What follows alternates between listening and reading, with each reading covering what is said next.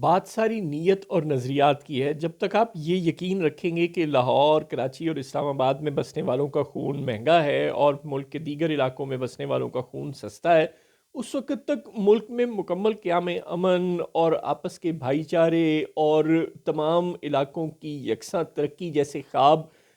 شرمندہ تعبیر نہیں ہو سکیں گے۔ تمام علاقوں میں روزگار اور وسائل کی مساوی تقسیم اور ملک کے تمام علاقوں کی تیز رفتار ترقی، قومی دھارے میں سب کا شامل ہونا، لوگوں کا ایک دوسرے کی ٹانگیں نہ کھینچنا، یہ سب کچھ اسی صورت میں ممکن ہوگا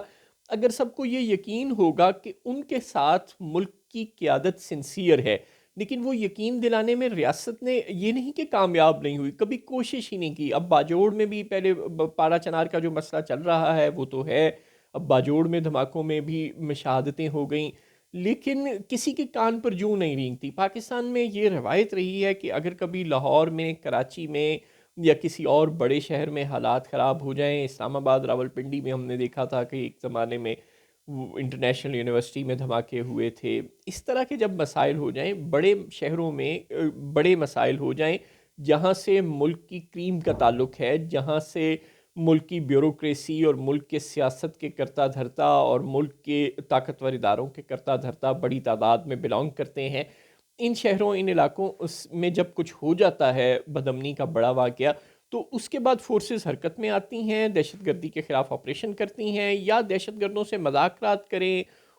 جیسے بھی ان کے مسئلے کا حل نکلتا ہو وہ نکال لیا کرتی ہیں۔ یہ کوئی ایک بار نہیں ہوا، درجنوں بار پاکستان میں ایسا ہو چکا ہے۔ دہشت گرد سر اٹھاتے ہیں، ریاست کی قوتیں جب ان کا جی چاہتا ہے، پہلے بھی ہم نے دیکھا تھا کہ اے پی ایس کے بعد ان کو شرم آئی تھی، وہ حرکت میں آئے اور صورتحال کنٹرول ہو گئی۔ بین ہی اب بھی اگر پاڑا چنار میں، کرم میں اور بلوچستان کے بے شمار شہروں میں یہ مسائل بار بار سر اٹھا رہے ہیں تو یقین جانیں ان لوگوں کا خون بھی اتنا ہی قیمتی ہے جتنا کہ آپ لوگوں کا اپنا خون قیمتی ہے۔ برائے مہربانی کوئی شرم حیا کر لیں، اگر ان علاقوں کے لوگوں کو آپریشن منظور نہیں ہے تو اس کے بھی بہت سے حل آپ لوگوں کے پاس ہیں۔ آپ طالبان سے مذاکرات کر سکتے ہیں، آپ طالبان کو لمٹ کرنے کے اور بھی بہت سے طریقے آپ کے پاس ہیں۔ آج بھی آپ کی صفوں میں ایسے لوگ ہیں جو یہ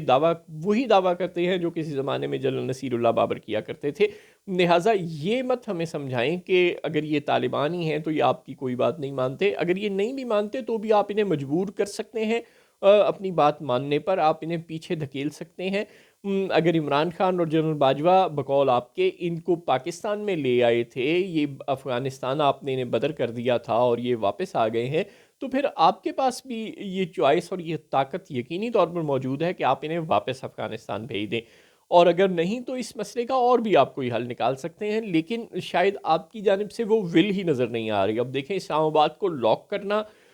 آپ کی ول تھی تو آپ نے کر دیا نا، مری کا آپ نے رابطہ تک کاٹ دیا زمینی دیگر شہروں سے، یعنی پورے اسلام آباد کو آپ نے مکمل طور پر لاک کر دیا۔ انسانی حقوق کی تنظیموں کے چیخنے کے باوجود آپ نے ہاسٹل تک طلبہ سے خالی کروا لیے، یعنی ہر وہ طریقہ جس طریقے سے اسلام آباد لاک ہو سکتا تھا آپ نے کر لیا، باوجود اس کے کہ آپ پی ٹی آئی والوں کو تو یہ بھی کہہ رہے ہیں کہ جی ایک غیر ملکی وفد بیلاروس سے آیا ہوا ہے تو وہ اس کی آج میٹنگز ہیں 24 کو اور 2-3 دن اگلے، تو آپ مہربانی کریں یہ کام نہ کریں، لیکن آپ نے اس کے باوجود شہر کو لاک کر دیا ہے مکمل طور پر۔ تو جو چاہتے ہیں آپ وہ کر لیتے ہیں نا۔ پی ٹی آئی کو بھی تو آپ نے لمٹ کرنے کے لیے پوری ریاست کی مشینری استعمال کر کے اپنے مشن کو مکمل کر ہی لیا ہے نا، تو پھر آپ یہ بھی کر سکتے ہیں اگر آپ چاہیں تو۔ بالکل اگر آپ کی ول ہو تو آپ دہشت گردی کو کنٹرول کر سکتے ہیں، لمٹ کر سکتے ہیں، بہت کچھ کر سکتے ہیں۔ اگر جنرل راحیل شریف کر سکتے ہیں تو آپ کیوں نہیں کر سکتے؟ جنرل راحیل شریف کے بعد سے اب تک یقیناً آپ کے وسائل میں اضافہ ہی ہوا ہے، کمی نہیں ہوئی۔ مہربانی کریں اپنی توجہ ان کاموں کی طرف اب مبذول کر لیں جو اصل میں آپ کا ہدف ہونے چاہیے۔